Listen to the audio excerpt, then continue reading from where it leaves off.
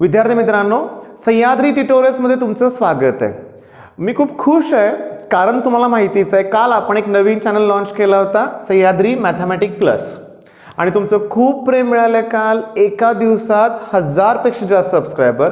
कदाचित आता हा व्हिडिओ सकाळी तुम्ही बघताय, तयार करतो मी काल रात्री म्हणूया आपण, तोपर्यंत कदाचित 1500 पण सबस्क्रायबर झाले असतील नक्कीच। त्याच्यानंतर 4000 पेक्षा जास्त व्ह्यूज, लाईक्स 700 पेक्षा जास्त आणि कमेंट्स 250 प्लस। एवढं प्रेम मिळालं ना। आणि मी तुम्हाला सांगू का, जगदाळे सर बेस्टच आहे, मी तुम्हाला बोललो तो, पण त्यांचा पहिला व्हिडिओ होता ना, त्यामुळे थोडेसे नर्वस आहेत कारण बऱ्याच जणांच्या कमेंट अशा होत्या की सर थोडं तरी हसा की। बघा काय असतं, हे कॅमेऱ्याचं टेन्शन वेगळंच असतं, लक्षात घ्या, त्यामुळे थोडा तरी माणूस नर्वस होतो। पण मी खुश का आहे याचं एक रिझन सांगतो।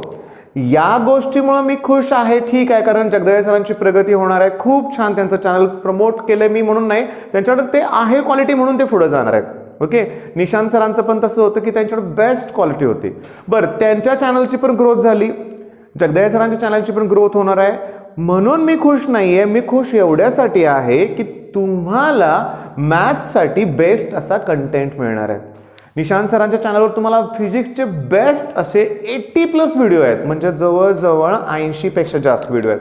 त्याच्यामुळे तुमचा फायदा होतोय ना, तुम्हाला एक क्वालिटी मटेरियल मिळते, लक्षात घ्या। आणि रोज मॅथ्सचे व्हिडिओ तुम्हाला मिळणार आहेत। माझा लोड कमी झाला ना, मी एकटा तुम्हाला किती प्रोव्हाइड करणार आहे। हां, मी मॅथ्स घेऊ शकतो, मी केमिस्ट्री पण घेऊ शकतो, चला फिजिक्स पण घेऊ शकेन मी, पण एकट्याच्या लिमिटेशन्स येत आहेत, त्यामुळं हे चॅनल मी लॉन्च केलंय, हे तुम्ही लक्षात घ्या। ओके, बरं, आता महत्त्वाचा मुद्दा काय बघा, की चला ठीक आहे, तुम्हाला चॅनल एक मिळाला म्हणूया आपण।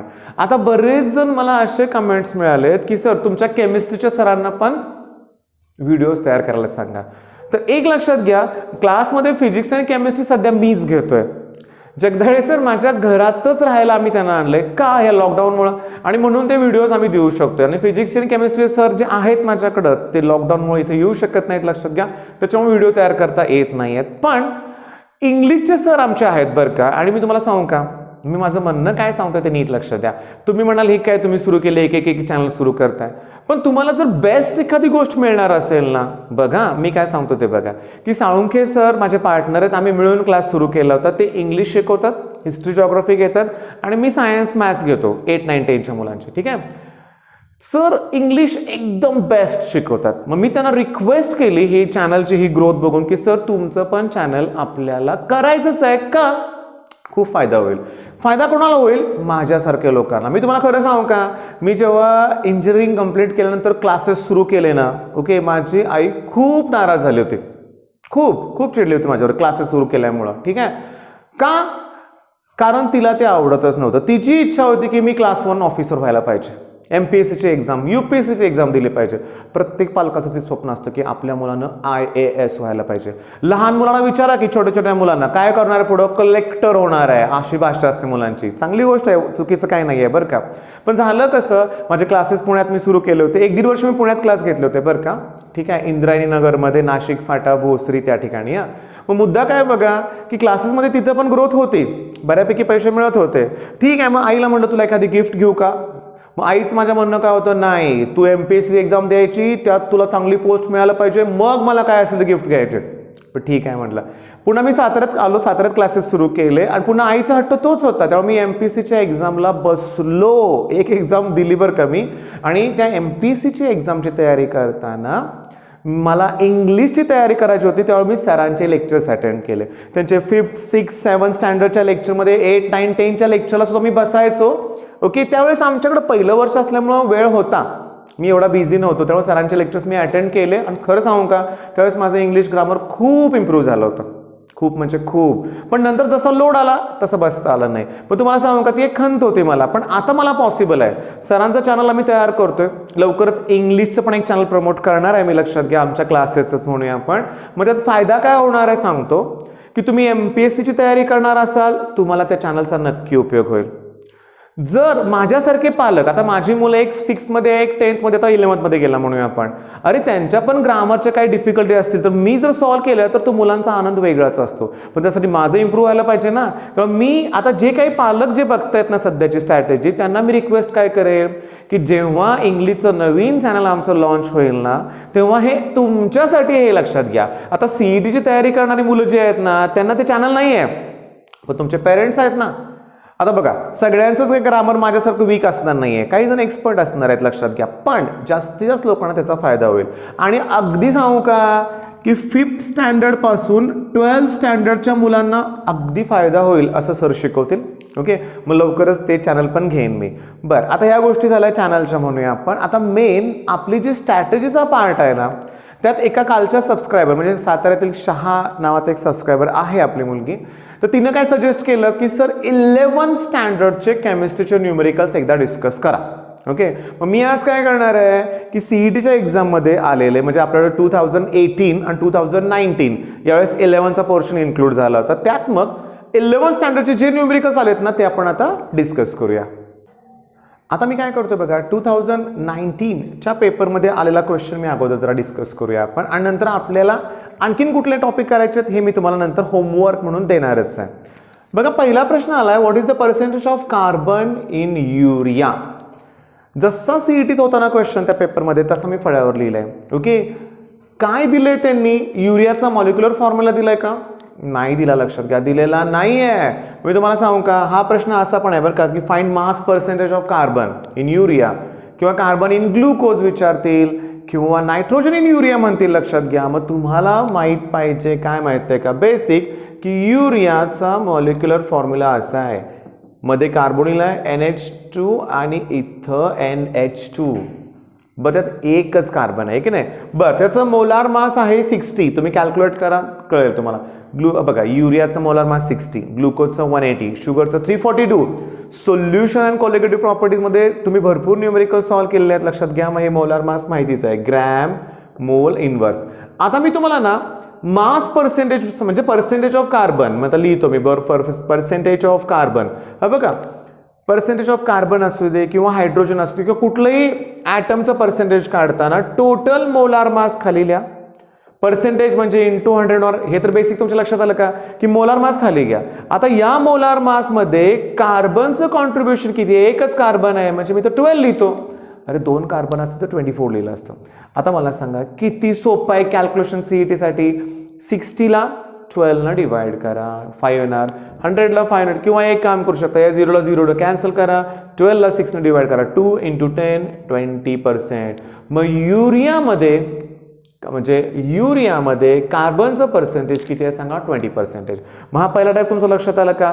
मग तुम्हाला HNO3 मध्ये नायट्रोजनचं पर्सेंटेज विचारतील, ग्लुकोजमध्ये ऑक्सिजनचं पर्सेंटेज तुम्हाला विचारतील. मग तुम्हाला पहिला टाईप तर आता लक्षात आलाय, मास पर्सेंटेज. ठीक आहे, आता तुम्हाला सांगू का, 11th स्टँडर्डचा जो पहिला टॉपिक आहे तो सिलेबसमध्ये आहे, दुसरा पण तो पण सिलेबसमध्ये आहे, CETच्या सिलेबसमध्ये, आणि some basic concept and purification techniques आहे ना असा, तो पण आहे.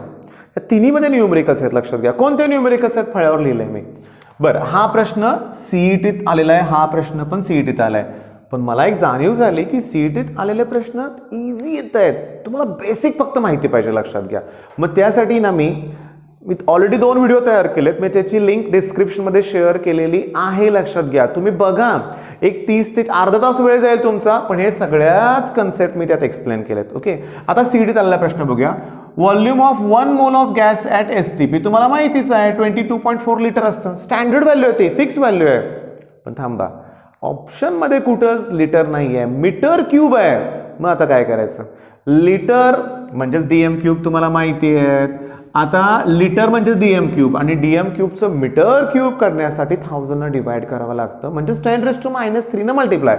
मग याला जर मी 1000 डिवाइड केलं तर 0.0224.3 डिजिट इकडे येणार ना, आणि ते होतील मीटर क्यूब, आणि हा ऑप्शन करेक्ट आहे. विदिन सेकंड तुम्हाला आन्सर मिळणार आहे. आता तिसरा जो क्वेश्चन आलाय ना 2019च्या पेपरमध्ये म्हणूया आपण, तर डिग्री सेल्सिअस आणि फॅरनहाइटमधलं रिलेशन तुम्हाला विचारलंय. खूप इझी आहे. बघा, माझा फॉर्म्युल्यात नेहमी कन्फ्युजन होतं बरं का. आता माझा फॉर्म्युला बरोबर आहे का चेक करा बघू, की degree Fahrenheit equals to 9/5 × degree Celsius आणि +32.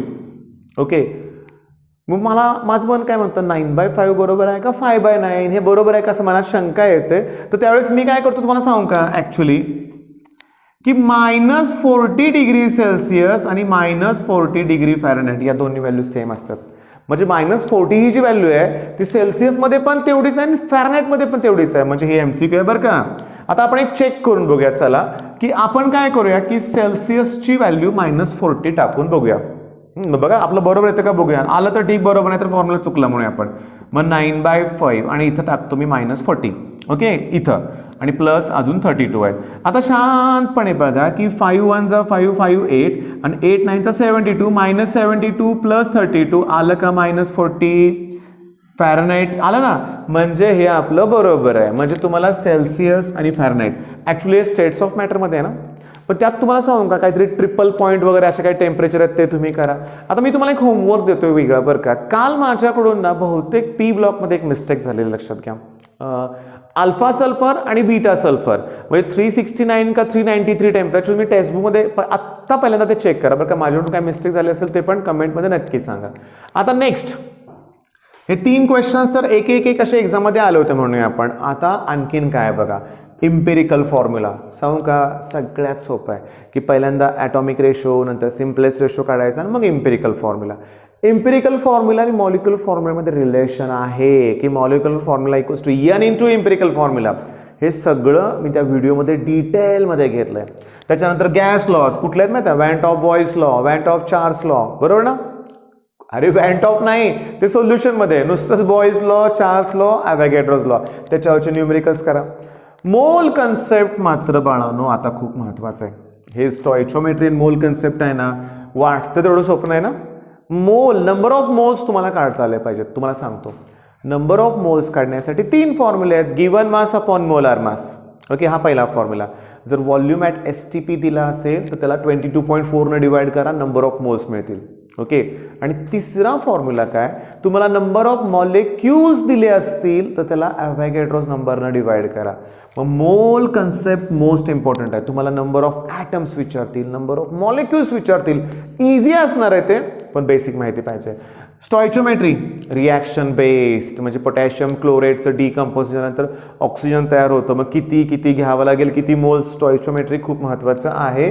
ॲटॉमिसिटी म्हणजे काय की त्या मॉलिक्युलमध्ये किती ॲटम आहेत. समजा मी अमोनिया घेतलं त्याची ॲटॉमिसिटी 4 येणार कारण टोटल 4 ॲटम आहेत.